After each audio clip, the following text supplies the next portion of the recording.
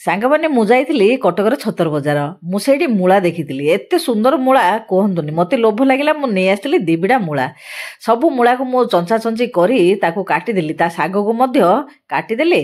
ତାପରେ ବସେଇଦେଲି କଢ଼େଇ ଗୁଟେରେ ପାଣି, ତା ଦେହରେ ସିଝେଇବା ପାଇଁ ବସେଇଦେଲି ଶାଗକୁ ଆଉ ମୂଳାକୁ। ସିଝି ସାରିଲା ପରେ ତାକୁ ପାଣିରୁ ନିଗାଡ଼ିଦେଲି। କଢ଼େଇ ଗୁଟେ ବସେଇ ତେଲ ଦେଇ ଫୁଟଣ ଦେଇ ପିଆଜ ଦେଇଦେଲି। ପିଆଜଟି ଭାଜି ହେଲା ପରେ ସିଝିକି ରଖିଥିବା ମୂଳା ଆଉ ଶାଗକୁ ପକେଇଦେଲି। ତାପରେ ବାଟିଥିଲି ତା ପାଇଁ ମସଲାଟି ଜିରା, ଧନିଆ, ରସୁଣ, ସୋରିଷର, ତାକୁ ଟିକେ ଦେଇଦେଇ ହଳଦୀ ଗୁଣ୍ଡ, ଲଙ୍କାଗୁଣ୍ଡ ଆଉ ଦେଇଦେଲି ଲୁଣ। ତାକୁ ଆଉ ଟିକେ ଭଲ ଭାବେ କଷାକଷି କରିଦେଲି। କଷାକଷି କରି ତା ଦେହରେ ଦେଇଦେଲି ପାଣି, ସିଝିବା ପାଇଁ ଛାଡ଼ିଦେଲି ଘୋଡ଼େଇକିରି। ତାର କେତେ ସମୟ ପରେ ସିଝିଗଲା, ପୁରା ପାଣି ଶୁଖିଗଲା, ହେଇଗଲା ମୂଳା ରାଇ। ଆଜି ଏତେ ସୁନ୍ଦର ଲାଗିଲା ମୂଳା ରାଇଟି କୁହନ୍ତୁନି, ଭାରି ବଢ଼ିଆ ଲାଗିଲା।